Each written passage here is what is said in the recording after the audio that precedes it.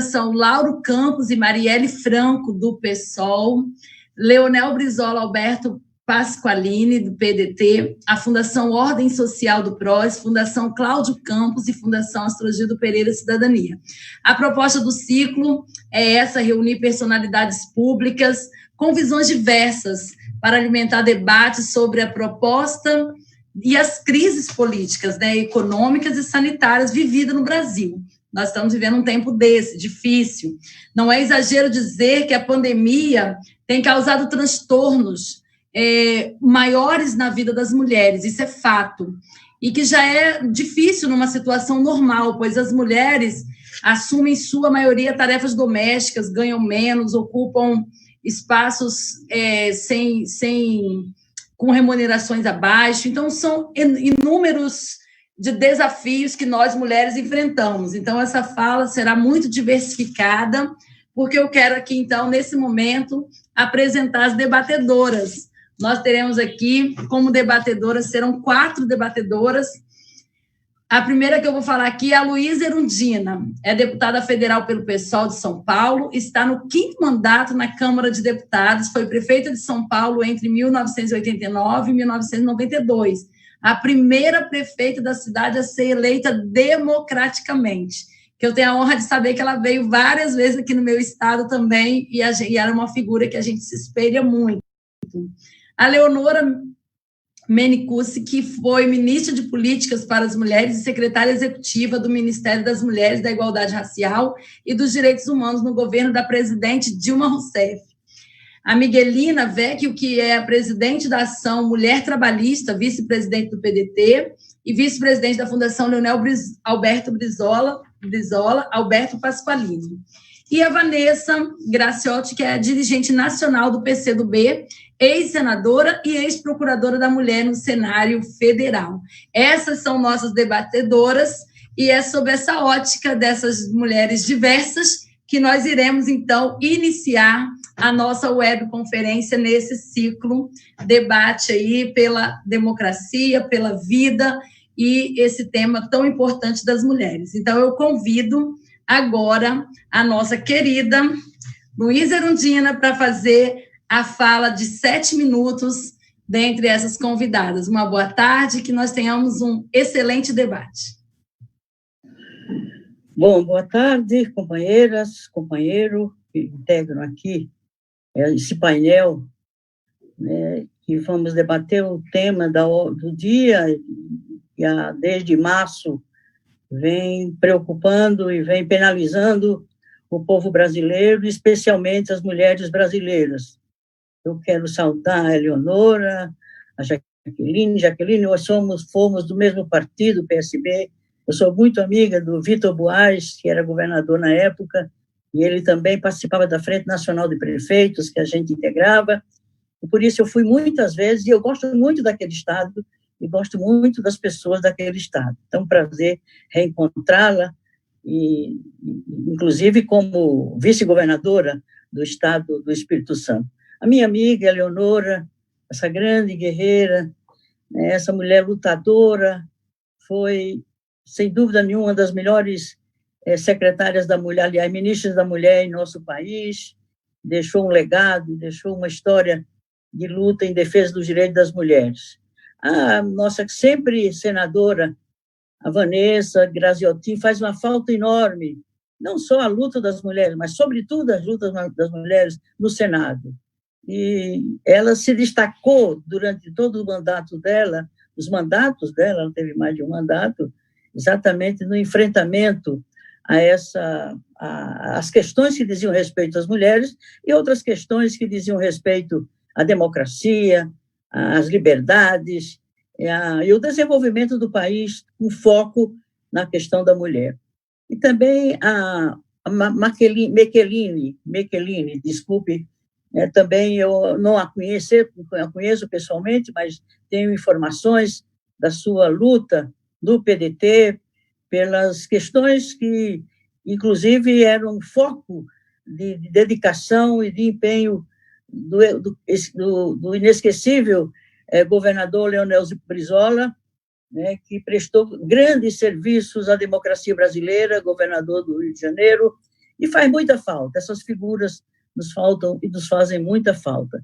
Então, por tudo isso, esse evento aqui é mais do que oportuno, sobretudo com essas pessoas que têm um compromisso de vida e têm uma história de vida, né, voltada para as questões de interesse da maioria do povo brasileiro. E a maioria do povo brasileiro é integrada pelas mulheres e em todos os aspectos em que se inclui esse segmento da sociedade e que é discriminada, que é vítima, né, de preconceito, sobretudo se ela é negra, né, se ela vem de outra origem, que não o sul do país, o sudeste do país. E essa discriminação contra a mulher se dá em relação aos aspectos econômicos, a questão salarial, a questão do trabalho, a questão dos direitos sociais, os direitos de cidadania.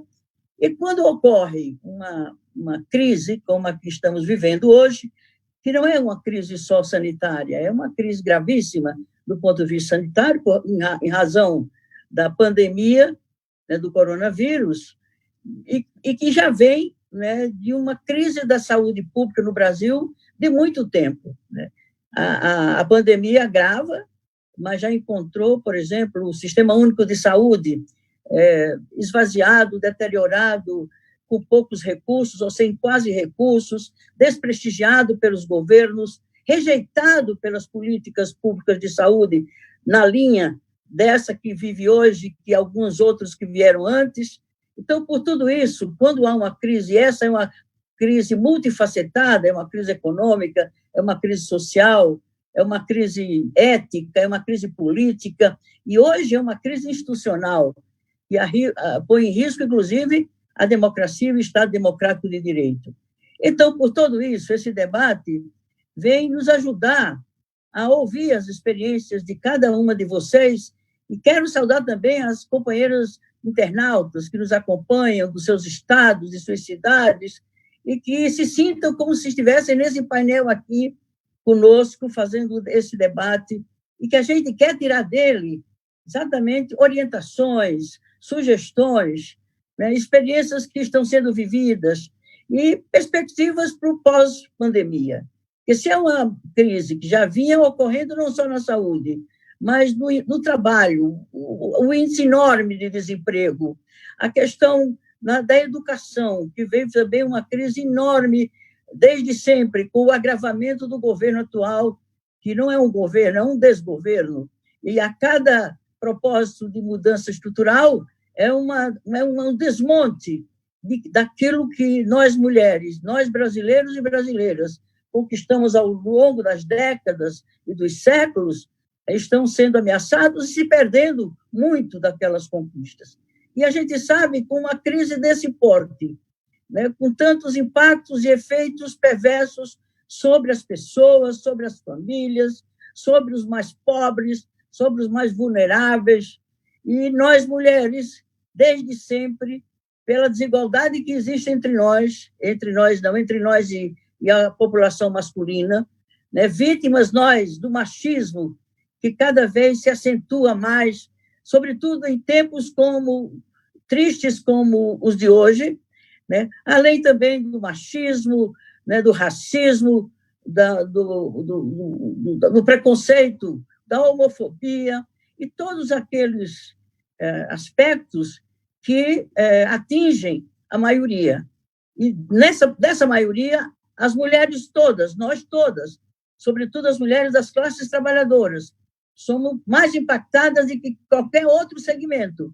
E, no caso da pandemia, né, do ponto de vista da saúde pública, dela mesma, da sua família, a precariedade das habitações, que sequer oferecem condições de se fazer a quarentena, né, a problema de renda, que também cai, o fato de ser obrigado a fazer a quarentena, e tem que ser mesmo obrigado, porque é o meio mais eficaz para prevenir-se da pandemia, né, do Covid-19, a mulher tendo que ficar em casa, inclusive porque ela tem que preservar a sua própria saúde e de sua família. Os filhos perderam a escola do ponto de vista de aulas presenciais, não dispõem de meios como a internet para se fazer o ensino, a aprendizagem à distância.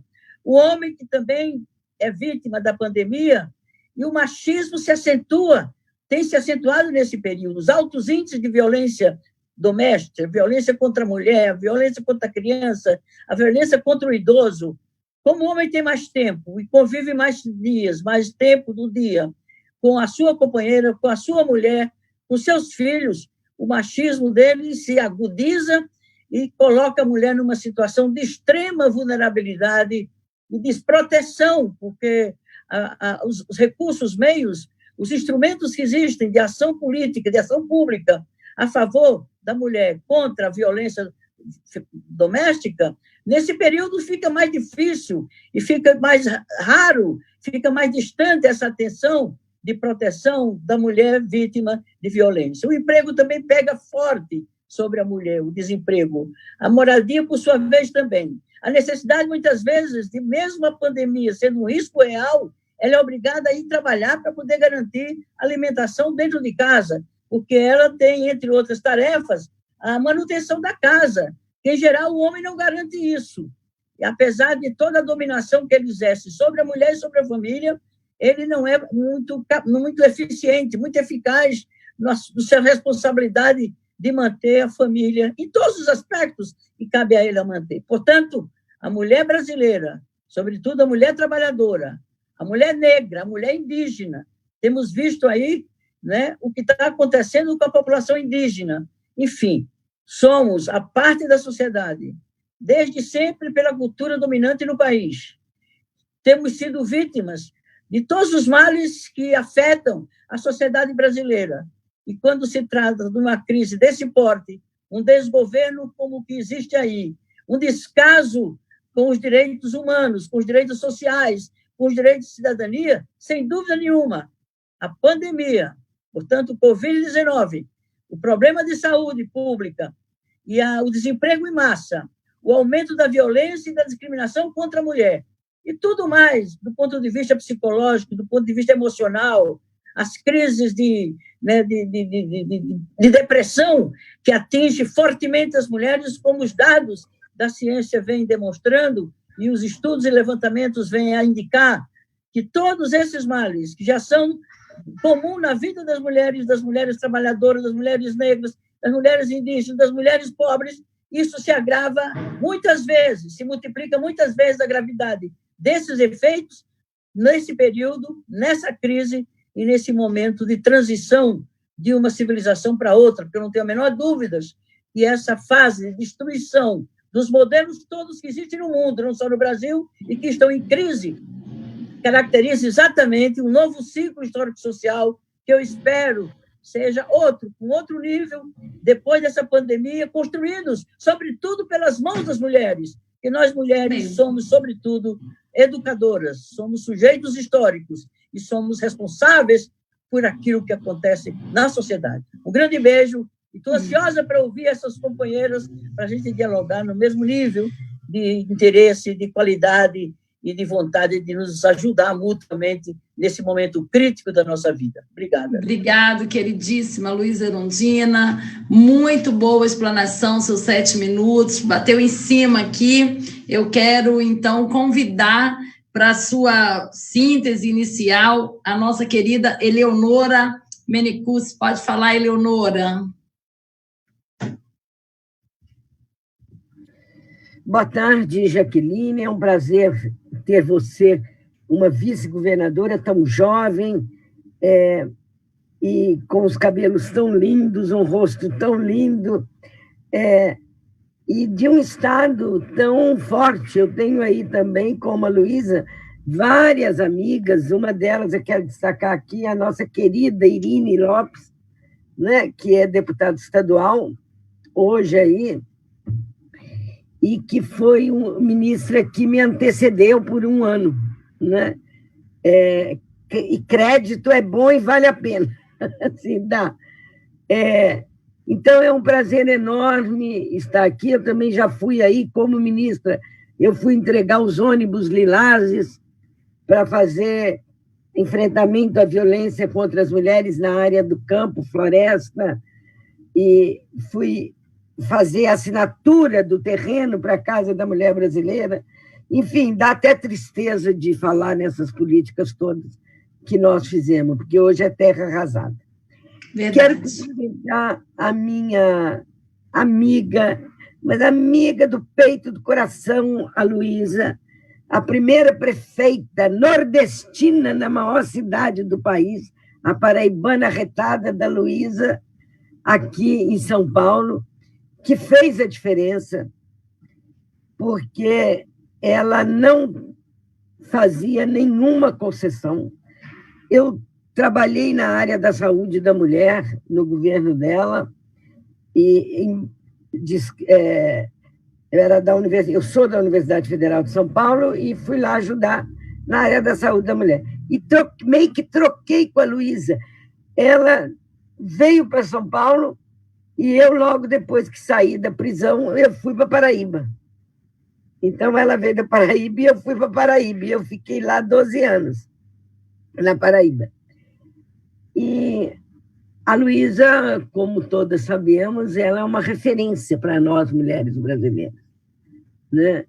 E a Luísa tem um eleitorado feminino e masculino aqui na cidade de São Paulo, no estado de São Paulo fixo, com muita honra. Quero cumprimentar também a nossa querida Vanessa Graziotin, que é uma grande amiga, uma parceira inestimável na luta pelos direitos das mulheres, criou a Defensoria da Mulher no Senado, Procuradoria da Mulher no Senado Federal, onde teve uma repercussão muito, muito, muito grande, e as mulheres do PCdoB, como as mulheres do PSOL, são mulheres guerreiras, são mulheres na bancada, são mulheres feministas e que fazem a diferença. Cumprimento a Micheline. A Micheline é uma feminista histórica, que em vários momentos eu me encontrei com ela. É uma das mulheres também de ultra luta, extremamente dedicada, né? E é um prazer enorme, Micheline, estar com você também aqui, porque a sua luta é uma luta, tanto a luta partidária como a luta feminista, são lutas pela inclusão das mulheres. Quero cumprimentar o Márcio e cumprimentar a Evelise e a todas e todos que estão por trás, para que esse debate aconteça. Eu quero homenagear aqui alguns grupos de mulheres que estão sendo mais impactadas e sofrendo mais na pandemia. São as profissionais de saúde que estão na ponta, salvando vida, sobretudo a cadeia produtiva da enfermagem, da assistência social, das fisioterapeutas, das assistentes sociais, das técnicas de enfermagem. Então, elas são fundamentais. Quero homenagear as trabalhadoras domésticas, que são as mais penalizadas entre as trabalhadoras, porque elas não têm, são trabalhadoras precarizadas e não têm como, e várias patroas não estão pagando o salário para elas ficarem em casa, né? E isso não só quebra de direitos, mas é violento isso, é cruel, é desumano. E também a todas as entregadoras de iFood, Rappi e todos esses aplicativos, e aí também entre os homens que ousaram fazer uma greve e dizer que empresário, médio empresário e pequeno empresário, o que eles são? Eles são trabalhadores explorados e exigem direitos. E as professoras que estão dando tudo de si para esse ensino online. E as mães que ficam dentro de casa cuidando com o aumento da divisão sexual do trabalho. Nesses últimos minutos que me restam, a crise da pandemia do coronavírus pegou o Brasil numa crise neoliberal e numa crise de ajuste fiscal que nós já tínhamos perdido os direitos. Depois do golpe que derrubou a presidenta Dilma, foi implementado as políticas de ajuste fiscal e as políticas neoliberais, e as mais penalizadas são as mulheres. E foram as mulheres. Todas as políticas de direitos trabalhistas, econômicos, sociais, humanos, se perderam. Inclusive a PEC das trabalhadoras domésticas. Né? E o coronavírus veio nesta crise, acentuando e agravando para todas e todos os trabalhadores a precarização, né? A falta de direitos. E, nesse aspecto, tornou as mulheres as mais vulneráveis. E, sobretudo, como a Luísa falou, a Irundina falou, as mulheres negras, as mulheres pobres, as mulheres indígenas e as mulheres idosas. Nós temos que falar das mulheres idosas. E, nisso, eu vou pegar 2 aspectos, rapidinho. O aumento da violência doméstica não é responsabilidade, não é por causa do confinamento, nem por causa da pandemia, é por causa do patriarcado, do machismo, da misoginia, que colocou no mesmo espaço que a pandemia obrigou a ficar no mesmo espaço o agressor e a vítima. Então, depois eu falo do que eu tenho pensado, das propostas, mas isso é uma barbaridade, aumentou 50%. Como aumentou a pedofilia, né, que é violento, muito violento.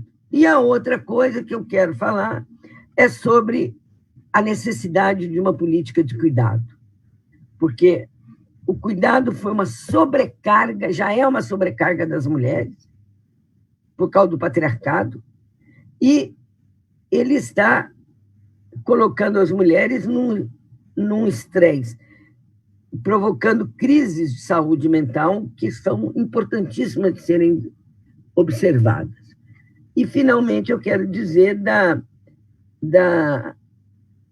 que hoje foi lançado o programa da Abrasco para enfrentamento do coronavírus, e o que, basicamente, ela coloca, junto com a SBPC, CNBB, ABI, coloca a sustentabilidade da vida.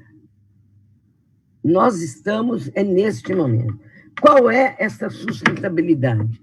É uma vida sem patriarcado, é uma vida sem escravidão e é uma vida sem capitalismo.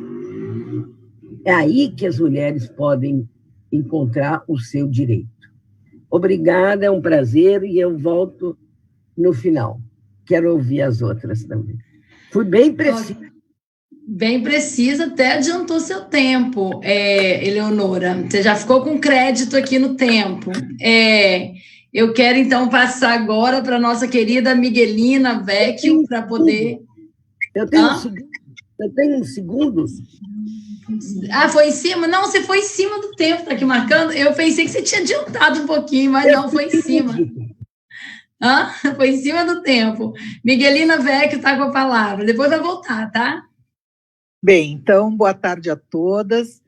A Irundina não me conhece, mas eu conheço bem ela e o mandato dela, né? E conheço a importância e a qualidade desse mandato, que, assim como eu conheço da Vanessa também, e lamentei profundamente. Claro que para nós, mulheres brasileiras, seria muito bom que ela fosse senadora, mas a gente termina ficando sem a senadora, né, Jaqueline, e sem a deputada também. Então, a nossa perda é dupla. E aí não importa qual é o partido no nosso campo que a mulher se eleja. O problema é que nós não podemos ter baixas nesse partido, até porque nem todas as mulheres da Câmara Federal e do Senado são feministas. Então, quando uma feminista deixa de chegar ao mandato, aumenta a força do outro lado, que é sempre muito contra nós, né? Então, queria te cumprimentar, Jaqueline, pela mediação, dizer que eu não vejo, eu sou a primeira mulher vice-presidente do PDT em 38 anos. Quando alguém me diz parabéns, eu digo meus pêsames, né, querido? Que levou 38 anos para alguém chegar na vice-presidência,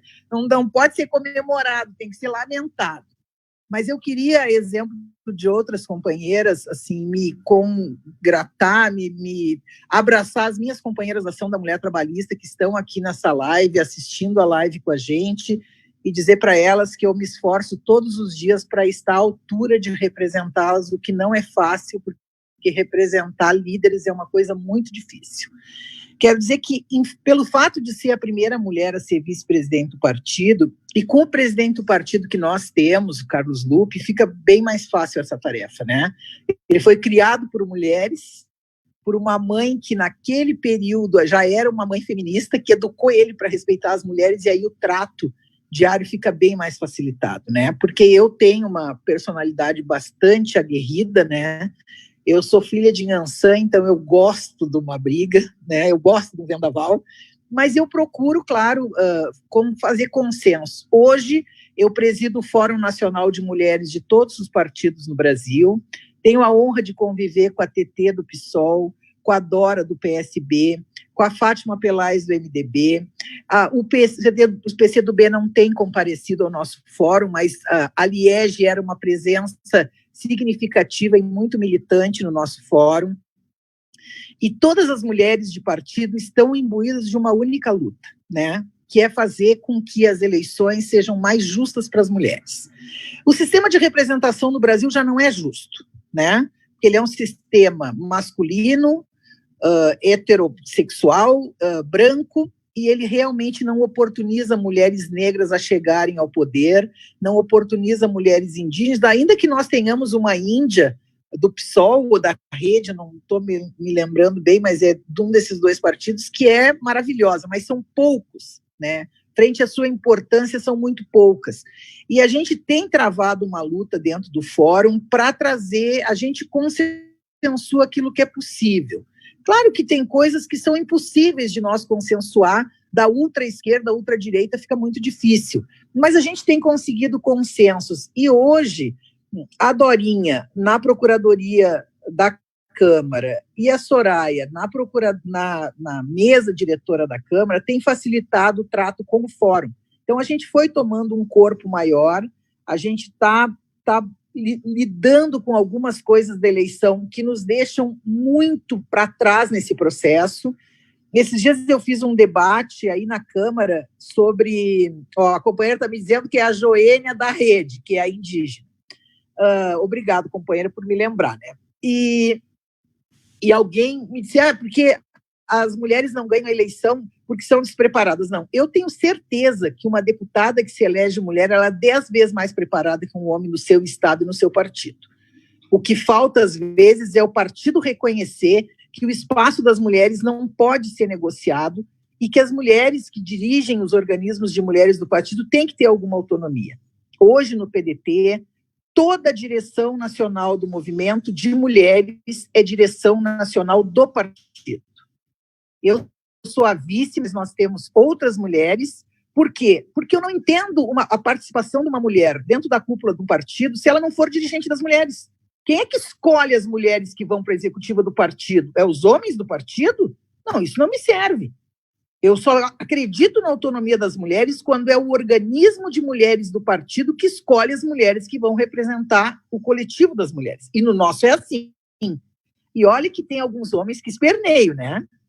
Claro, nós somos 30%, mas aqui não adianta espernear, é melhor se conformar que é menos dolorido, entendeu? Até porque eu comecei a minha militância com um guerrilheiro. Eu entrei na política com Carlos Araújo, marido da Dilma. Então eu não tenho medo de enfrentar os homens do partido, né?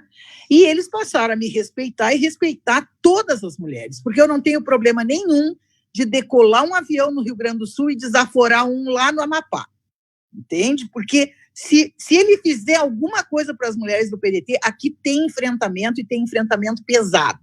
Porque eu acho que nós, nesse momento de pandemia, e eu quero dizer para a Eleonora que a gente não se aproximou mais, Eleonora, e eu gostaria de ter me aproximado, como eu me aproximei da Irine, que eu conheci na Grécia, numa reunião Brasil-Grécia. Eu fui para uma reunião da Internacional Socialista de Mulheres, onde eu fui vice para a América Latina Sul, e a Irine estava lá, porque ela era da Comissão Brasil-Grécia, e o Vieira da Cunha convidou ela para uma janta, e eu tive a oportunidade de conversar com ela. Eu nunca tive a mesma oportunidade de me aproximar de ti, porque a assessoria de ministra sempre faz uma blindagem, né? E como eles não têm muita visão política, eles não sabem o que é interessante se aproximar ou não, e a gente não conseguiu se aproximar, mas eu gostaria muito de ter podido conviver mais contigo naquele período, Eleonora, por conta da tua história de vida junto da Dilma e da tua história de vida individual, independente de qualquer outra mulher, né? Então eu gostaria de ter vivido esse momento, mas quem sabe para frente a gente vai ter outra oportunidade.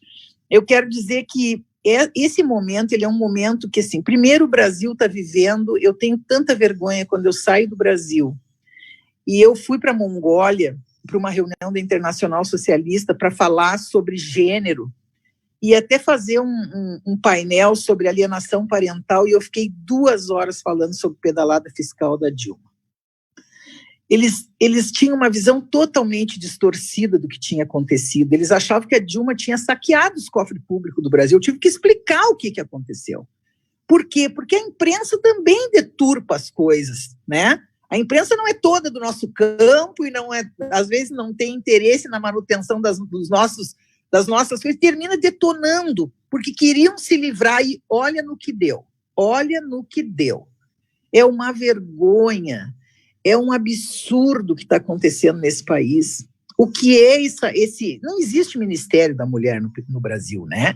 Essa secretaria especial com status de ministério, aí tem uma ministra que diz coisas assim, que é uma vergonha. Eu me sinto tão desprestigiada enquanto mulher, porque por mais que cada uma de nós tenha travado uma luta pela igualdade, pela equidade, pelas mesmas oportunidades, tu ouvi coisas sobre o aborto, que são totalmente despolitizadas, despreparadas. Olha, o ideal muitas vezes é que ficasse muda, porque quando fala é um atraso para o país. Infelizmente, nós estamos vivendo um momento muito ruim mesmo.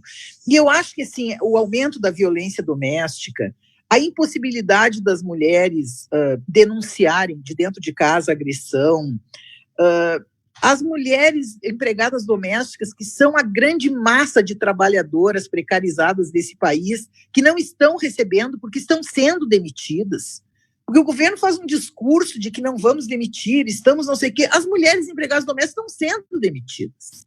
As pessoas não têm dinheiro, muitas vezes, para pagar a empregada doméstica, e algumas têm e demitem igual, aproveitam a onda. E eu acho que tudo isso, quando passar essa pandemia, uma coisa é certa, Jaqueline, nós nunca mais seremos as mesmas, isso é certo. A nossa relação com esses meios digitais, e eu tenho participado de tanta live que eu não posso mais ouvir a palavra live, né? Eu estou assim saturada de live, porque hoje eu tenho mais 3 depois dessa aqui. Eu termino às 11 horas da noite a última. Eu fui fazer uma com Amazonas, o que era aquele sinal de internet, gente? Caiu umas 200 vezes. Então, nós queremos falar em campanha digital, mas parece que nós moramos no centro de Nova York, né? Só um pouquinho, gente. Tem lugar que não tem sinal. Como é que nós vamos fazer campanha eleitoral dessa maneira? Eu também sou contra prorrogar mandato. Acho que é muito ruim, porque pode abrir um precedente catastrófico para nós. Mas a eleição, como queriam alguns prefeitos, agora no dia 8 de outubro, e as mulheres que não têm acesso, que já é difícil, porque toda essa política de cotas que a gente foi melhorando a cada vez que se passava, primeiro, se não tivesse mulher, botava homem, depois, se não tivesse mulher, deixava em branco, depois, se não tivesse mulher, tirava os homens. Tudo isso nós construímos com muita militância nesse país, e cada uma que está nesse painel tem a sua cota de militância, de incentivo e de trabalho construído nessa área, que não foi fácil. Aí veio o dinheiro do FEFEC, e aí ainda criam aquelas candidaturas fake de suplência do Senado. Eu disse para o Lupe um dia, está terminado o tempo? Já. Só para concluir a frase, eu disse para o Lupe um dia, Lupe, de uma hora para outra começou a surgir suplente do Senado em tudo quanto foi lugar, só para acessar o dinheiro das mulheres, né? Eu, inclusive, Jaqueline, quero te propor que tu chame uma outra live para a gente tratar só das mulheres e o espaço de poder das mulheres. Legal. Nós estamos num período eleitoral, é muito importante que a gente aprofunde as questões que dizem respeito à ascensão das mulheres ao poder. Porque a política nós já temos, mas a política é só uma estrada para conquistar o poder. O que transforma é o poder. Obrigado, Miguelina, muito bom. Muito bom te ouvir. E eu quero rapidamente passar para a Vanessa Graciotti, para que ela possa fazer os 7 minutos dela de síntese inicial. Muito bem. Bom, eu vou economizar aqui nos cumprimentos, mas eu quero abraçar, assim, com muito carinho, fortemente, vocês todas que estão aqui. Você, Jaqueline, é um orgulho ver uma mulher na vice-governadoria, viu? A gente tem muita alegria de ter uma presidente nacional do nosso partido, que é uma mulher, Luciana Santos, que é vice-governadora também do estado de Pernambuco. Aliás, 2 partidos importantes dirigidos por mulheres, não é? O Partido dos Trabalhadores, pela Gleisi, que eu morro de saudade dela, não é? Enfrentamos, assim, momentos bons, mas enfrentamos, assim, eu acho que os momentos mais difíceis das nossas vidas, Eleonora sabe disso, né? Abraçados, assim, Erundina, que eu queria estar aí te dando um aperto. Alguém falou que a Erundina foi muito importante. Não, a Erundina é muito importante. Quando ela começa a falar na Câmara, às vezes, quando a gente estava num momento difícil, eu no Senado, elas na Câmara, mas também quando eu estava na Câmara, e o confronto ficava difícil, a gente chamava Erundina. Sabe por quê? Porque quando a Erundina começava a falar, tudo silenciava. Né? Então, a Erundina, assim, é um exemplo de todos nós, de garra, de luta, dizer assim, agora eu vou apelar para o Bertolt Brecht, que os que lutam sempre são importantes, mas os que lutam, né, um dia, 2, 3, mas que lutam a vida inteira são imprescindíveis, é a cara da Erundina isso, né? Eleonora, estou com muita saudade de você, você é a ministra da Mulher, como a presidenta mulher, não é que, quando disse aí, eu senti a mesma coisa aqui, não dá nem vontade de falar sobre tudo aquilo que a gente teve, tudo aquilo que a gente está perdendo. Não é? Olha com que alegria a gente viu projetos nascerem, que era a construção da Casa da Mulher, pelo menos uma, para começar, em cada estado brasileiro, em cada capital, e não era só a construção, era a manutenção, né? Por 2, 3 anos, e as nossas capitais não têm casas, não tem abrigo para as mulheres, não é? Então, Eleonora, uma alegria estar aqui. Miguelina é vice-presidente do PDT hoje, mas logo, logo, tenho certeza, estará lá na presidência, viu, Miguelina? Está lá na presidência. E cumprimentar você, eu mesmo de longe acompanho muito o trabalho que você, principalmente, faz no Fórum dos Partidos, Fórum de Mulheres dos Partidos Políticos. Eu estive algumas vezes como parlamentar, talvez agora eu volte a participar de uma outra forma, viu, Miguelina? Mas isso aí a gente fala depois sobre isso.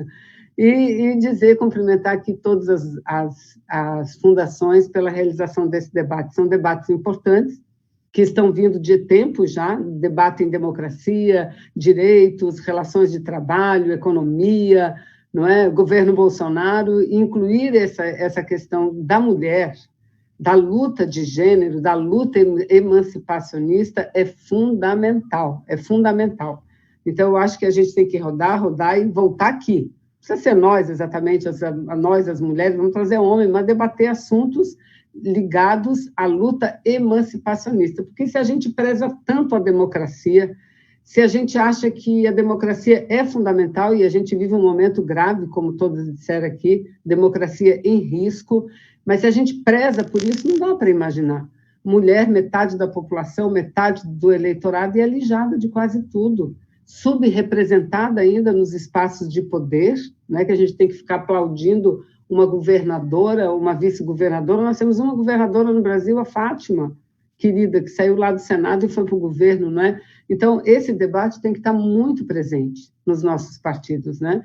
E dizer que o tema hoje, pandemia. Bom, então a pandemia, ele nos traz o quê? Nos remete a debater tudo sobre as mulheres. Agora, tudo de forma amplificada, porque a gente, está errado quem diz assim, olha, a gente ouve muito dizer, né? Não, o Bolsonaro vinha melhorando o Brasil, estava tudo entrando nos trilhos até que veio a pandemia. Que mentira! A gente já vivia uma crise, a Fundação Getúlio Vargas acabou de divulgar agora, oficialmente, que a recessão no Brasil já começou no primeiro trimestre de 2020. E no primeiro trimestre a pandemia não tinha se apresentado aqui. Ano passado a gente viveu um ano de estagnação.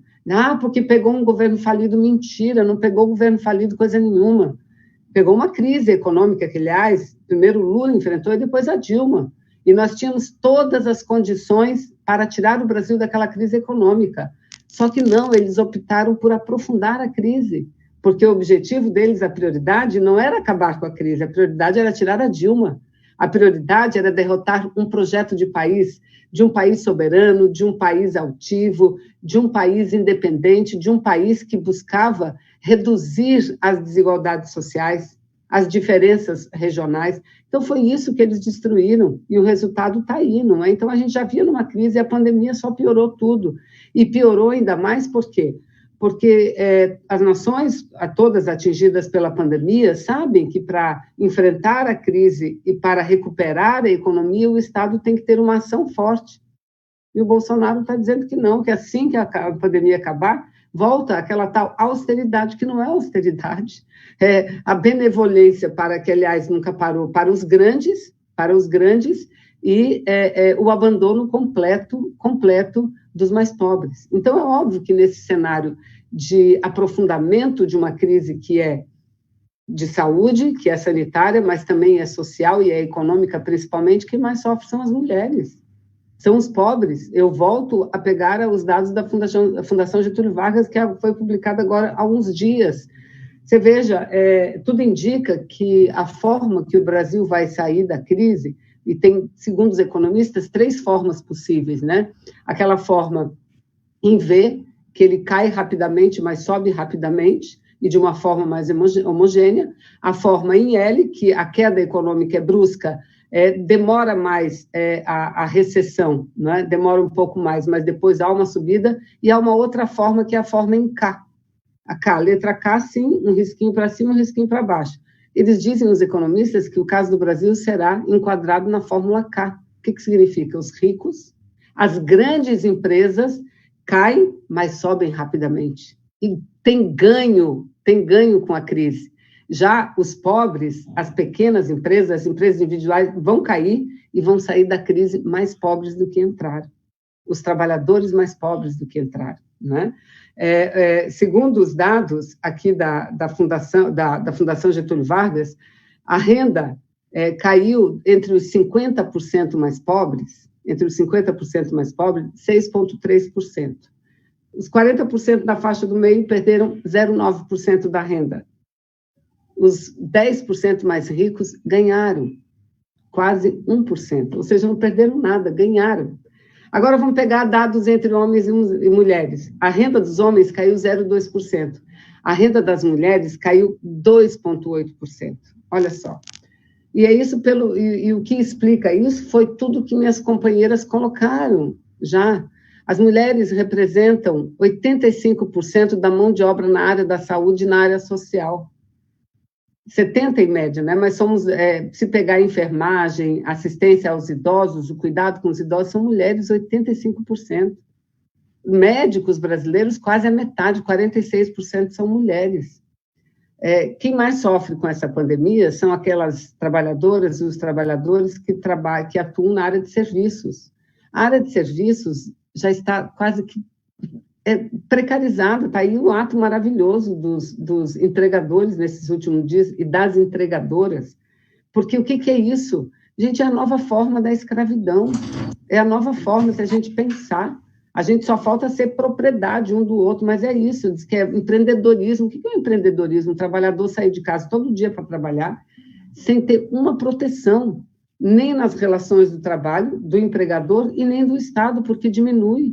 Então, o Brasil foi pego pela pandemia enfraquecido, como disse Eleonora, como falou Miguelina, como falou Erundina, enfraquecido por conta da Emenda Constitucional 95, um crime que congela recursos para a área de educação, para a área de saúde, para os investimentos, para assistência às mulheres, né? A pandemia pegou um Brasil desregulamentando as relações do trabalho ao mesmo tempo em que dificulta o acesso à aposentadoria. Então, é óbvio que somos nós, as mulheres, as que mais sofremos. A violência nesse período, que também aqui já foi colocado, aumentou de 30% a 40%. E aí, cadê as casas? Abrigo para apoiar as mulheres? Não tem recurso para isso. Você veja, se hoje a população mais pobre, né, mais necessitada do Brasil conseguiu acessar essa ajuda emergencial, não foi por conta de uma decisão da Presidência da República ou do Poder Executivo, não, foi por luta do Congresso Nacional, e aqui eu quero destacar os partidos de esquerda, que também tiveram a sensibilidade de dar uma ajuda um pouco maior às mulheres, de R$ 1.200, mulheres que chefiam quase a metade das famílias hoje, sozinhas. Muito bem. E são aquelas que, ainda quando mantêm o trabalho, estão no home office, o que elas têm que fazer em casa? Cozinhar, além de desenvolver o trabalho, cuidar de criança, ensinar tarefa, cozinhar sozinha dentro de casa. Então, olha, é muito difícil discutir a situação da mulher da pandemia, discutir a nossa própria luta, porque apenas os nossos problemas foram amplificados. Apenas esses problemas das mulheres aumentaram, mas problemas que vêm por conta do quê? Dessa estrutura da sociedade que a gente vive. Uma sociedade que não só é misógina, é uma sociedade patriarcal, uma sociedade que ainda encara, e se a gente for ver, com o avanço da extrema-direita no Brasil e em parte do mundo, lamentavelmente, porque é isso que nós temos aqui, você veja, eles dizem assim que, olha como eles deturpam o que é ser feminista, olha como eles deturpam a luta das mulheres, não é? Meu tempo está acabando, não é? Então, é uma luta dura que a gente tem pela frente. E nós precisamos entender que uma forma de continuar a travar a luta é isso aqui, é buscar a unidade daqueles que sabem da importância da democracia, que sabem a importância da luta emancipacionista da mulher, que sabem a importância de dizer, não, com Bolsonaro não dá mais, fora, com ele não dá mais. Isso aí, desculpa aí. Bacana, Vanessa. Não, é porque eu ainda falei, gente, eu gosto de deixar todo mundo falar. Eu vou ser mediadora, ter que cortar o tempo dos outros, eu não gosto muito, mas vocês me entendem, né? Porque tem uma organização e um cronograma aqui. Nesse momento, a gente vai fazer assim, eu retomo a palavra por 3 minutos e depois eu vou devolver a fala a vocês por 5 minutos cada uma, em ordem inversa. Então, você, Vanessa, já vai continuar nessa linha de raciocínio e assim a gente faz essa segunda rodada. É importante dizer que a provocação, eu gostei muito das colocações até aqui, a Luísa Erundina falou com muita propriedade, principalmente da crise política, a crise que já está instalada no país, uma crise política, uma crise de saúde pública, e que o que a gente percebe com a pandemia é uma politização de todas as ações. Ou seja, assim, é uma politização total. Se você vai defender aquilo que você considera que é correto, você é colocado em determinados lugares. E, às vezes, a gente percebe que falta equilíbrio em muitas ações, e inclusive na questão da saúde pública. E eu queria também fazer uma provocação, além dessa questão da crise, o que a nossa querida Eleonora falou.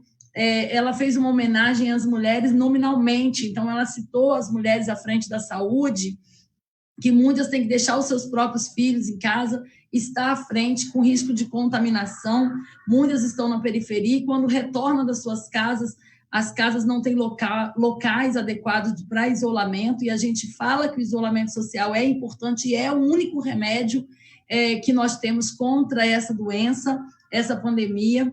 Ela falou das professoras que precisam se reinventar para poder dar aula virtual. E como dar aula virtual se tem lugar que não tem internet, como a nossa querida Miguelina falou, a internet cai, é isso mesmo. Esses dias eu falando num debate da cultura, e eu falei, nós precisamos nos reinventar, inclusive a cultura, produzir materiais virtuais. E aí uma pessoa daqui da minha cidade, da periferia, falou, eu sou uma artista, mas aqui eu não tenho nem telefone direito, nem rede social, nem internet.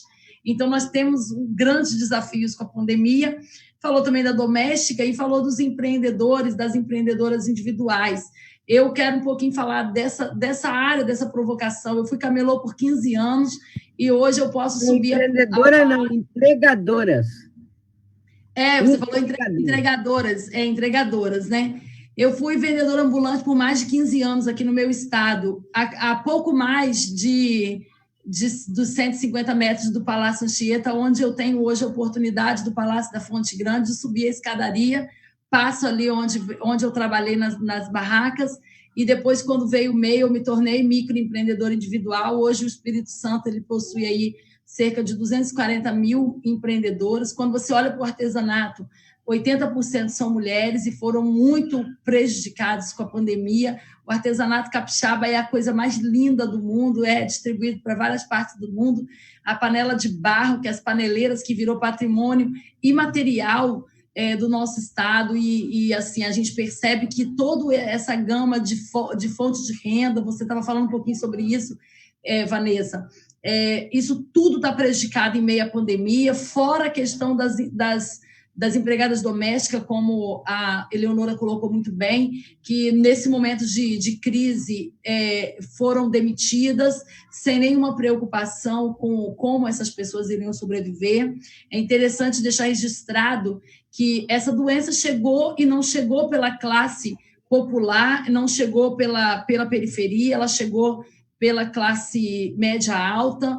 O primeiro caso registrado no Brasil, inclusive, que contaminou uma mulher do Rio de Janeiro, ela era uma empregada doméstica, a patroa veio da Itália contaminada e contaminou essa mulher. Então, a gente percebe que dali foi um dos primeiros óbitos no Rio de Janeiro, e a gente vê que...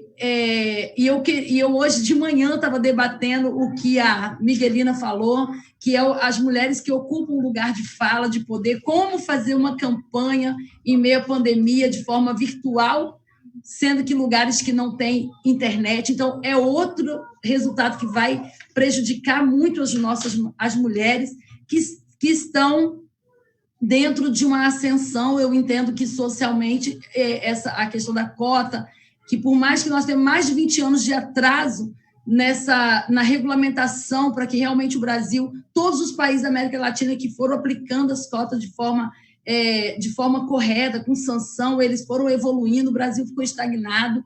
Então, assim, dentro de todos esses desafios aí que já foi colocado por vocês e que eu apresento aqui também, a gente precisa de falar assim...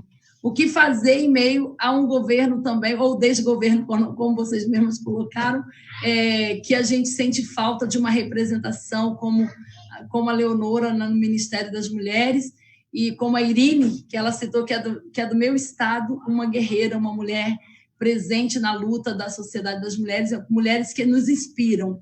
Então, como manter vivo esse debate em meio a uma pandemia?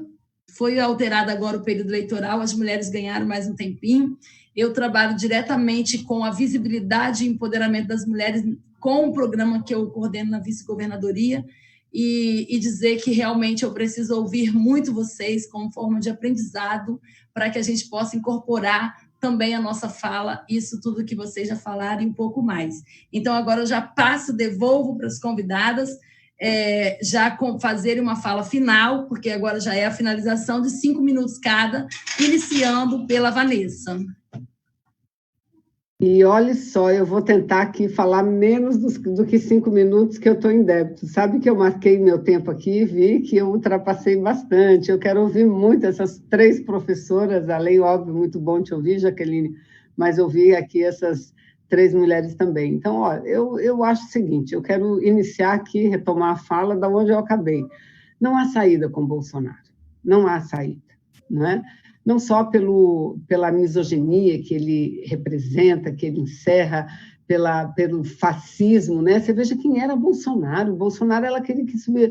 Eu convivi 20 anos com Bolsonaro. 12, Eleonora, ao lado dele na Câmara. Eu nunca a Erundina, a mesma coisa. A Erundina, idem. Eu nunca troquei uma palavra com Bolsonaro. Nunca. A gente só tinha enfrentamento, porque ele só subia na tribuna para exaltar a ditadura militar, exaltar a tortura, só isso. Só que esse momento que a gente vive no mundo, que a gente precisa compreender muito bem, que denomina-se de guerra híbrida, nós estamos no meio de uma guerra híbrida. Antigamente era Guerra Fria, agora é uma guerra híbrida, não é? Onde a disputa pelo poder, ela se dá de uma forma muito mais camuflada. E nós, o Brasil, a gente vem sendo vítima dessa guerra, dessas investidas, desde lá de 2013. Quando surgiram aquelas manifestações, ainda de uma presidente, diziam aquilo é espontâneo, não era espontâneo. E depois veio o golpe da Dilma, porque eles achavam que venciam as eleições e não venceram as eleições. E depois veio a prisão do Lula. E a gente volta a dizer isso. Tudo isso eles fizeram para quê? Para tomar o poder, acabar com o projeto de Brasil. Né? Um Brasil que combatia desigualdades com problemas. Tinha problemas, e tinha muitos problemas, não eram poucos. Mas, olha, eu vou lhe dizer uma coisa. Os acertos foram muito maiores do que os problemas que tinham. Hoje vocês viram o que está acontecendo com o Serra, né? Era de 2006. Quer dizer que a Lava Jato nunca viu o Serra, não. Nunca viu. Nunca. Nunca viu, agora, mas agora está vendo. Né? Agora que a Lava Jato está como é que se diz, está em xeque, não é? Então, eu acho que não tem, digo tudo isso para dizer que com o Bolsonaro não tem saída. Eu sou daquelas que imagino que o objetivo do Bolsonaro agora ele está muito acuado. Ele está acuado porque o nível de denúncias em relação à sua família, ele próprio está ficando assim, está entrando numa situação muito delicada para ele, que pode viabilizar o impeachment ou pode viabilizar uma cassação de chapa no TSE, porque as denúncias são graves, está aí fake news, rachadinha, milícias, que vergonha. Ver um presidente estampado na capa do jornal, envolvido com milícia, a família inteira. Não é? Então, eu acho que é isso. Eu acho que nós, mulheres, temos que entender que para a gente recuperar, de fato, a democracia, para a gente recuperar uma outra política que interessa ao Brasil e ao povo brasileiro, não tem jeito. É tirar o Bolsonaro do poder. Agora, para que a gente continue lutando, a gente precisa de ter a democracia vigente. E eu repito, eu sou daquelas que acredito que o desejo dele é fechar o regime. Está acuado agora. Mas na primeira oportunidade, se ele tiver, na minha opinião, ele fecha. Esse é o sonho dele, o sonho do Bolsonaro.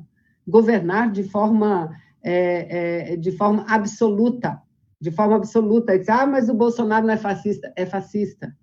Só que é uma característica diferente, porque é entreguista também. Nem o Estado brasileiro ele salva, porque entrega tudo para os americanos, né? Bate continência para os americanos. Então, eu acho que é isso. Nós, mulheres, viu? Eu vou ser rápida, e nós, mulheres, temos uma parcela muito importante nessa luta em defesa da democracia e nessa luta pelo fim desse poder do Bolsonaro. Nós não vamos aguentar mais 4 anos, porque, além dos ataques à democracia, tem os ataques aos direitos e à nossa própria soberania.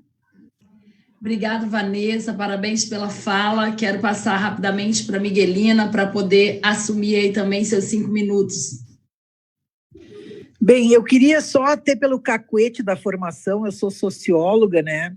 Pedir para vocês que vocês não chamem o Bolsonaro de fascista, porque vocês estão ofendendo o Mussolini, né? É um absurdo comparar esta coisa despreparada com fascismo, porque ainda que a gente rejeite o modelo fascista, e todas nós rejeitamos com muita força, nós fazemos um upgrade na carreira do Bolsonaro quando nós chamamos ele de fascista. Ele não tem essa compreensão, gente. Ele só é cercado de uma gangue no Congresso, que é venal, que se vende, e sorte nossa que nós temos grandes deputadas e deputados que ainda resistem, e que ele está comprando todo mundo, ao contrário do que dizia da boa política, Deus me livre dessa política. E infelizmente, ele foi eleito ainda que com muita ajuda da mídia, da televisão, que a gente nunca viu a concessão, a gente nunca discutiu a concessão, ninguém sabe quando é que começa uma concessão do espaço eletromagnético de uma televisão no país, nem quando é que termina, porque emenda uma na outra, virou um baita negócio TTV, e eu acho que tem coisas que a gente deveria realocar na nossa visão de mundo, que vai passar isso aqui, com certeza vai passar. E como tudo que passa deixa um aprendizado, também deixa um aprendizado para nós sobre a volatilidade do voto, né?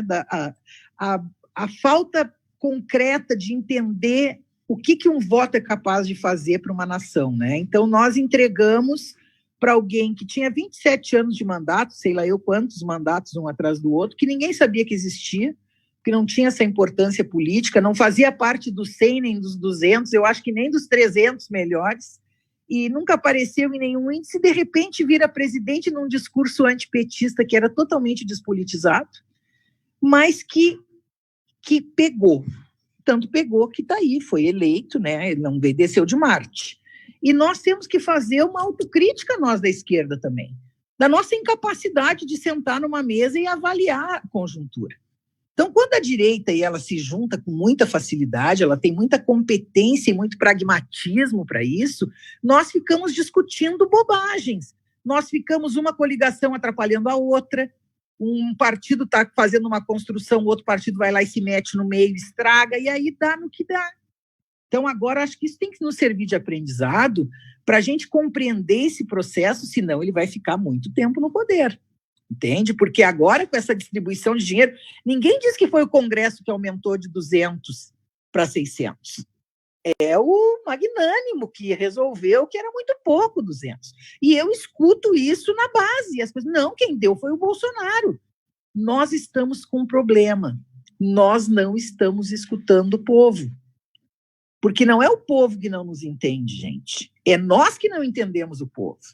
Então, eu acho que nós temos que ter mais leitura dessa conjuntura. Está muito ruim, e se nós não nos sentarmos maduramente para uma discussão, e eu tenho visto isso, a possibilidade disso, nas nossas reuniões do Fórum. Nós temos desde a Anne, que é uma menina da Amazônia, do Partido dos Trabalhadores, uma menina brilhante, que é a secretária nacional de mulheres do PT, coordenando o nosso fórum lá na região norte, e coordenando com muita competência. Do lado nós temos a Fátima Pelais coordenando no Norte 2, aí nós temos a Dora coordenando no Nordeste 1, temos a Rede coordenando no Nordeste 2, então nós sentamos com o PSDB e tratamos de assuntos que são extremamente ideológicos, e a Luciana do PSDB converge com a gente na maioria das pautas. Então é possível a gente sentar, tirar essa vaidade exacerbada da esquerda, que é uma vaidade burra, que não vai nos levar a lugar nenhum. Quando eu era vice da Internacional Socialista, Jaqueline, eu coloquei o Daniel Ortega na Comissão de Ética da Internacional Socialista por conta dele caçar o direito ao aborto terapêutico das mulheres na Nicarágua. As Nica, por conta da mulher do Daniel ser uma papa-hóstia de igreja, que não sai das igrejas e contra o aborto e radicalizando contra o aborto, por mim ela pode passar e dormir na igreja, desde que ela não perturbe a vida das mulheres. E aí eu fui chamada pelo Senado para fazer uma fala lá. E eu disse, olha, se ele não tirar o documento que ele colocou para tirar o direito ao aborto terapêutico das mulheres, porque só no Brasil é chamado de aborto legal, a América Latina toda chama de aborto terapêutico, eu vou botar o líder dos sandinistas na comissão de ética. Tu não vai ter coragem? Digo, então paga para ver. Botei. Uma pressão do cacete. Era o povo todo, atira, ligar para o Lupe não posso fazer nada, a questão de mulher é com ela, resolvo com ela, se ela não tirar o partido não vai se meter, calar a boca da líder das mulheres do PDT eu não posso, e as mulheres do meu partido me dando total sustentação, Miguelina, não tira, vamos, nós estamos contigo. Conclusão, ele teve que voltar atrás, porque era eleição dele e nós ia usar que ele estava na comissão de ética porque não respeitava as mulheres. Nós temos que parar de ter medo, qualquer tremidinha nós já saímos correndo, não. Vamos enfrentar, assim como nós vamos enfrentar esse aí também. Esse aí não é o Mussolini, né, gente? Vamos combinar, né? Esse aí não aguenta um traque. Então, assim, o que nós temos é que nos organizar. E começar a denunciar os que se vendem por cargo. Começar a botar a cara deles nas paredes, nos outdoor. Esse deputado se vendeu porque queria um cargo. Esse deputado vendeu porque queria um cargo em tal lugar. Se a gente começar a fazer isso, ninguém gosta em período eleitoral desse tipo de exposição. Verdade. Agora, se a gente não tiver senso de responsabilidade e parar de ter essa vaidade que alguns partidos de esquerda têm, exacerbada, nós só vamos realmente, como a direita nos chama, nos unir na cadeia. Fora da cadeia nós não vamos conseguir. Eu espero que a gente consiga ter feito um aprendizado com esse período nefasto que o Brasil vai passar. Eu não vejo condições políticas hoje do impeachment. não vejo mesmo, ele ainda tem 33% de apoio, não sei de onde é que sai esse apoio, mas tem. E eu acho que não existe condições, agora, nesse momento. Para a gente criar essas condições, nós temos que politizar esse debate. E é muito difícil tu politizar esse debate quando as redes de comunicação do país oscilam, ora para um lado e ora para o outro, até que agora estão um pouco menos com ele, mas normalmente aderem ao poder com muita facilidade. E eu acho que nós temos que nos sentar assim como nós fizemos as janelas para a democracia, e vários dos nossos partidos estão ali emanados, nós, a Rede, o PV, o Cidadania e o PSB, e a gente está conseguindo mostrar que é possível essa unidade, sim. Eu acho que os outros partidos, num determinado... Acho que o PCdoB também entrou nas janelas da cidadania. Acho não, entrou. Uhum. Tá, eu acho que se a gente conseguir dar uma demonstração de unidade, a gente consegue voltar a ter a democracia plena nesse país. Ótima intervenção. Só passou um pouquinho do tempo, a gente vai passar para a Eleonora, muito rapidamente também, nos seus 5 minutos, para fazer a sua fala e as suas considerações. Eu vou pegar na linha das mulheres, principalmente porque tem uma análise que a Miguelina faz aí que eu discordo. Então, eu não vou debater, porque o tempo e depois eu debato com ela em outro fórum. Tá bom. Eu acho que nós temos que fortalecer, sim, a proposta do impeachment contra a chapa e pedir eleições diretas, ou então a cassação da chapa lá. E esse governo faz muito mal para as mulheres. Ele é um governo fundamentalista, misógino, neofascista, e rentista. E a única coisa que eu acho que ele não é, que o Bolsonaro não é bobo. Ele não chegou lá à toa, não. Ele tem uma coerência de desmonte nos atos dele, né? E ele ali representa os rentistas e as políticas de ajuste fiscal e as políticas neoliberais. E, posto isso, eu quero retomar uma questão importantíssima, que esse debate das fundações, da qual eu represento a fundação do meu partido, a Fundação Perseu Abramo, é importantíssima, tanto na produção de debates como na produção de propostas, né, daqui para frente. Então, propostas emergenciais, propostas de transição e propostas de futuro numa perspectiva de utopia, de resgatar a utopia e de radicalizar a democracia. E, para mim, radicalizar a democracia, não é possível radicalizar democracia nenhuma sem a equidade de gênero e a equidade de raça. Ou seja, patriarcado e a escravidão andam juntos para sustentar o capitalismo. Insisto. E nós, mulheres, somos mais da metade da população e mãe da outra. E dentro dessa mais da metade, 48% são mulheres negras. E nós, no Brasil, não resolvemos ainda a questão da escravidão. Aceitamos e normalizamos a abolição. Quando nós sancionamos, a Dilma sancionou a PEC das trabalhadoras domésticas, nós dissemos, é o início do término da escravidão dentro das nossas próprias casas. Então, eu quero pontuar 3 leis que são fundamentais, foram fundamentais, e são a Lei Maria da Penha, que deu diretrizes para o combate na gestão do presidente Lula e da Nilceia, nossa querida Nilceia, e diretrizes para o combate à violência contra as mulheres. O programa Mulher Viver Sem Violência, que foi na minha gestão e que nós diretrizes para a implementação da Lei Maria da Penha. E a Lei do Feminicídio, que a Vanessa e a querida Erundina foram fundamentais lá também, a PEC das trabalhadoras domésticas, as cirurgias reparadoras para as mulheres, cirurgias plásticas reparadoras para as mulheres que sofreram violência doméstica. Quer dizer, isso tudo é um desmonte, não tem mais política de direitos. A política de direitos humanos, eu sou ex-presa política, ex-aniciada, quer dizer, agora está acabando tudo. Tudo é uma política de terra arrasada.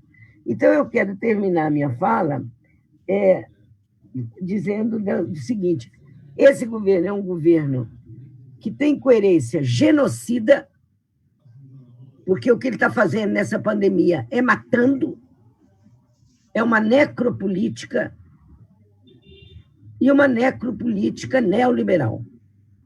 Foi para isso que deram o golpe de 16. E nisso as mulheres entraram. Aí a minha proposta para pensar aqui, eu termino, de futuro, de utopia, além dessa radicalização da democracia, é a sustentabilidade da vida. Nós queremos uma vida onde as cidades sejam cidades pensadas para as mulheres. E nós teremos eleições agora. Eu espero que tenhamos mais mulheres no poder, mais mulheres nas prefeituras, mais mulheres nas câmaras de vereadores, e porque nós fazemos a diferença. Verdade. A nossa fala é o nosso lugar de poder. E é fundamental. Mas a institucional é fundamental. É fundamental, porque é lá que legisla, lá é que formula, que legisla, ouvindo os movimentos sociais. Ok. E, para terminar, nós temos uma dívida histórica com as mulheres. Histórica. Que é várias dívidas históricas, além dessa da escravidão, a da opressão e discriminação, da lesbofobia, da transfobia, da homofobia. A questão, inclusive, que na minha gestão, eu devo isso às mulheres brasileiras, por não ter tido força no Congresso Nacional para dar andamento a um processo de aborto legal no nosso país. Eu acho que nós temos a questão de direitos sexuais e reprodutivos é uma questão de direitos humanos. E a questão fundamental das mulheres é uma questão de direitos humanos. Então, obrigada. Bem grande a todas vocês. Foi um prazer te conhecer, Jaqueline. Prazer todo meu. Dessa garra guerreira. Me lembra quando eu era da sua idade. E com esses cabelos grandes, anelado e tudo. Que bom! Obrigada. Me comoveu muito. E me diz o seguinte: desistir jamais. Isso. E a esperança é verbo, movimento. Não é de cadeira de balanço para você ficar tricotando e esperando a banda passar. Então, muito bem. Espera a banda passar. Todas estamos tocando a banda.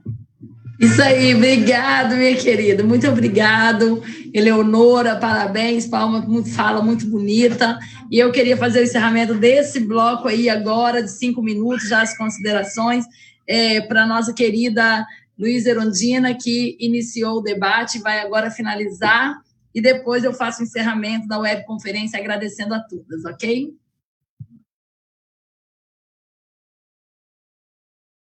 Seu microfone. Controla meu tempo aí, Jaqueline.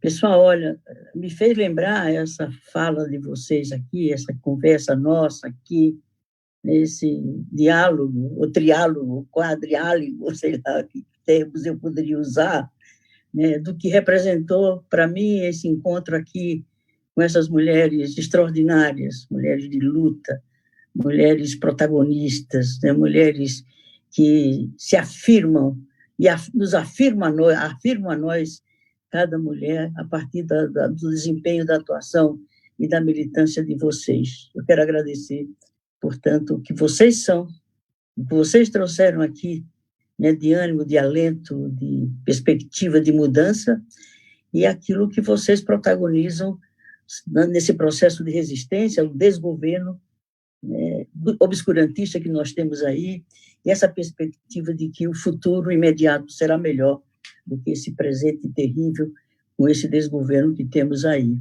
E me faz lembrar a frase da Michelle Bachelet, quando ela diz: quando uma mulher entra na política, ela muda, a mulher muda. E quando muitas mulheres entram na política, a política é que muda. E isso está provado na nossa vida, na vida de todas nós, né? E agora, no enfrentamento à pandemia, ao coronavírus, fez diferença, ou faz diferença, ter 77 mulheres na Câmara dos Deputados. Nós já fomos 7, 8, 12, 13, 9%, não passávamos disso.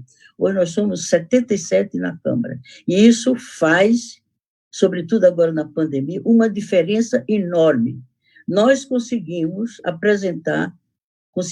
aprovar alguns, né? Todas nós mulheres, e com a ajuda de alguns homens, né, 9 projetos de lei beneficiando as mulheres ligados aos efeitos da pandemia.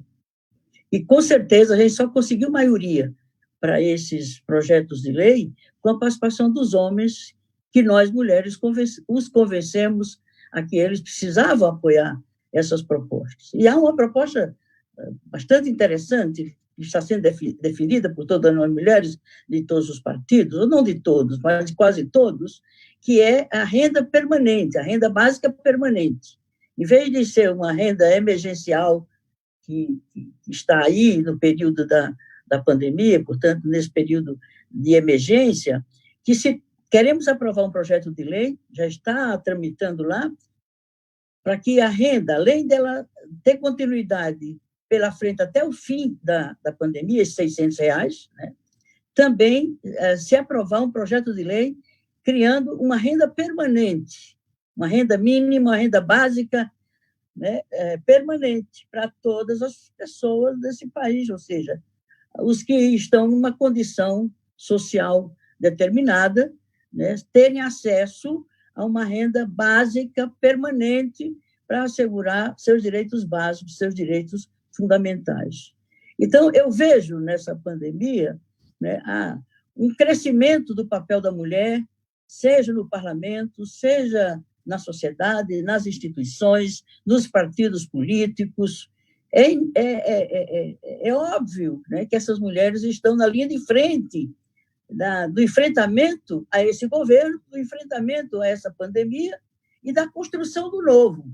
Somos nós que construímos o novo, junto com o povo, evidentemente. O novo vem o povo, como dizia, né, do Balduino, é o povo, o novo é o povo que cria.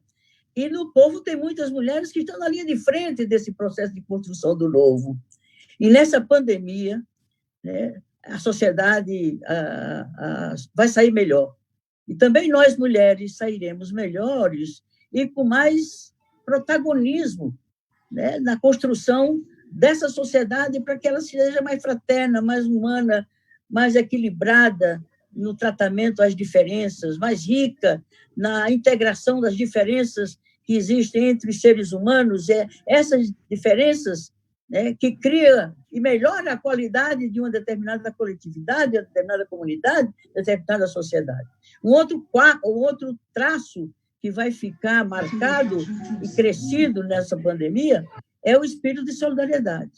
Vocês não imaginam a situação do povo mais pobre da periferia, nas favelas, nos cortiços, né, na rua. São Paulo tem 25 mil pessoas em situação de rua, que estão na rua, 25 mil.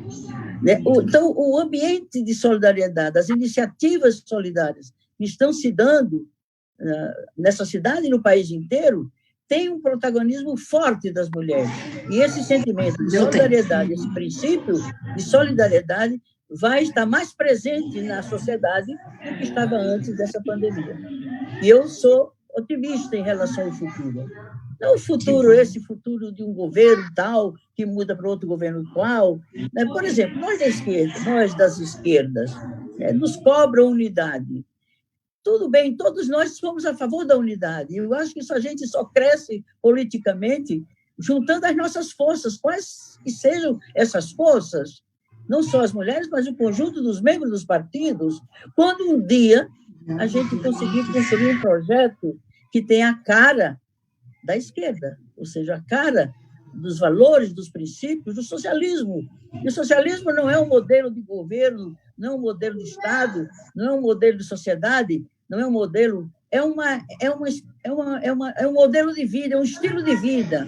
E se a gente não estilo de vida, os valores socialistas, de solidariedade, de igualdade, de ética, enfim, de compreensão e de harmonia entre os seres humanos, esse socialismo fica só no discurso.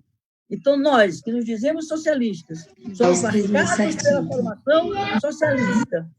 É em situações extremas, limites, como dizia Paulo Freire, como a que estamos vivendo hoje, que a gente está crescendo, que a gente vai sair dessa crise melhor, e nós, mulheres, sairemos mais afirmadas, né, protagonizando mais, disputando o poder para valer. Isso aí. Poder necessário, poder indispensável. E a nossa cultura não nos preparou com essa perspectiva de que o poder é necessário, é insubstituível na construção, né, da mudança. Então, é preciso a gente ampliar o nosso espaço de participação política, que a política é que muda da força para a gente conquistar o poder, para a gente exercer o poder, da forma de exercer o poder. Nós não podemos exercer o poder da forma masculina, machista, autoritária, patriarcal. Então, é isso que nós estamos fazendo hoje. Nessa luta de resistência e de defesa da vida, em todos os seus aspectos.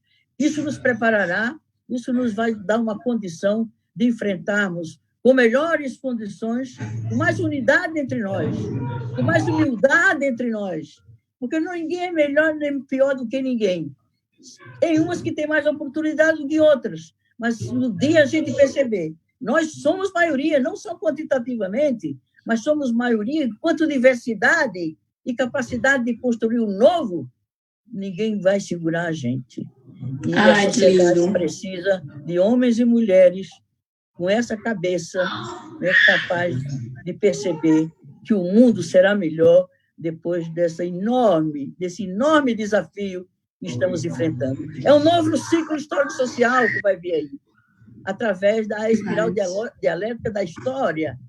A história se constrói em ciclos dialéticos que não terminam em si mesmos, mas eles terminam e começam potencializados dentro da lógica da dialética, da espiral dialética da história. Nós estamos virando um capítulo da história da humanidade. Nós estamos virando nós estamos iniciando uma nova civilização. E esse desafio mundial, planetário, vai nos tornar seres humanos melhores. Já deu 10 minutos. Seres humanos, com certeza, mais dignos da sua condição humana, que é igualzinha para todos os homens e mulheres desse planeta, o planeta Luísa, Terra, que está muito ruim. Que lindo, deu 10 minutos, mas a gente gostou muito de te ouvir. Desculpa, eu ultrapassei o tempo, desculpa. Não tem problema, a gente já está encerrando, mas assim, a gente gostou tanto de te ouvir, porque foi uma palavra otimista agora no final, e a gente foi muito bom ouvir cada uma de vocês, a Miguelina, do ponto de vista dela, do ponto de vista da nossa querida Vanessa, Leonora, são mulheres incríveis, você, Luiz Erundina, pela sua história, mulheres que têm acompanhado ao longo da história. Eu quero agradecer aí a presença do Márcio, da Evelise, a Vanessa, são as pessoas que estão aí nos bastidores dessa webconferência, que trata diretamente desse ciclo, né, que é o ciclo Diálogos, Vida e Democracia, um excelente projeto dessas fundações, e ter vocês, mulheres que participam diretamente da história, vocês são a verdadeira história do Brasil, das conquistas, da luta. Para mim é muito importante, e mediar esse momento dessa web, para mim, foi uma coisa tão gratificante e que, no primeiro momento, eu falei, eu estou com um pouco de medo, porque como eu falei para vocês, até os meus 25 anos, eu só tinha a 5ª série do ensino fundamental e eu era camelô no centro de Vitória, que é o centro da capital. E ali alguém falou para mim, menina, você fala tanto, você podia fazer direito. E eu falei assim, então eu preciso voltar a estudar, que eu só tenho o ensino fundamental. E dali eu comecei a acompanhar um pouco mais de perto os movimentos sociais, fui líder comunitária, vereadora da minha cidade, fui líder comunitária 2 vezes, fui vereadora da minha cidade. No primeiro mandato, eu já saí porque eu falei, eu quero um espaço mais amplo, e aí eu encontrei o espaço do partido, do PSB, a Secretaria de Mulheres, como um espaço de empoderamento. Na Secretaria de Mulheres, em 2017, eu desenvolvi uma hashtag chamada #NãoSejaLaranja, e além de tudo que vocês colocaram nesse governo, ainda tiveram um laranjal nesse governo, aí, nesse desgoverno para ser eleito, que todo mundo viu. Eu criei essa hashtag aqui no Espírito Santo, andando cada canto do estado, com a ideia de dizer para as mulheres para que elas não se permitissem, ou por necessidade, ou por qualquer motivo, se colocar nessa situação. E isso acabou encontrando, nesse momento, uma projeção, e eu fui convidada pelo governador Renato Casagrande, o qual eu tenho uma honra de estar ao lado dele, que também é do meu partido, PSB, para me tornar vice-governadora, e a primeira mulher negra da periferia, primeira mulher em mais de 500 anos de redemocratização, negra e da periferia, a ser a vice-governadora do estado. Construímos ali uma política pública chamada Agenda Mulher, e nesse programa a gente trabalha pela visibilidade, pelo fortalecimento e pelo empoderamento das mulheres no Espírito Santo. Nesse momento de pandemia, nós percebemos que as mulheres, devido a ocupar esses espaços que eu falei, precisávamos de muitas políticas públicas, fizemos liberações de muitos recursos com fundo de aval do governo. É o estado nota A e o estado que tem a transparência, em primeiro lugar de transparência pela organização internacional, é o estado do Espírito Santo. É o único estado da federação que tem a nota A dentro das suas contas, e nós, então, estamos aqui, um governo socialista, com muito equilíbrio, ouvindo as partes e tratando a pandemia sob o olhar da ciência, da tecnologia, sob o olhar das pessoas que estudaram de fato. Porque o maior erro que está acontecendo no nosso país é ignorar a ciência, ignorar o conhecimento. Então, nós estamos perdendo vidas para a ignorância. E perder vidas para a ignorância é o que vocês já chamaram aí de um verdadeiro assassinato em massa. Então, essa mudança está nas mãos das mulheres, e fazer um momento como esse, para mim, além de aprendizagem, é também um momento gratificante e honroso, que eu estou aqui aprendendo muito com vocês. Quero agradecer a todos que nos acompanharam, todos que estão acompanhando essa live, e muito em breve estaremos juntos nesse ciclo Diálogos, Vida e Democracia pela webconferência. Um beijo e um abraço a todos vocês. Até a próxima. Beijo, gurias. Celina, para você também. Valeu. É um prazer te conhecer pessoalmente, quase. Uma alegria. Parabéns, Marisa, Vanessa, Eleonora. Viu? Beijo. Um beijo. Um dia, com certeza.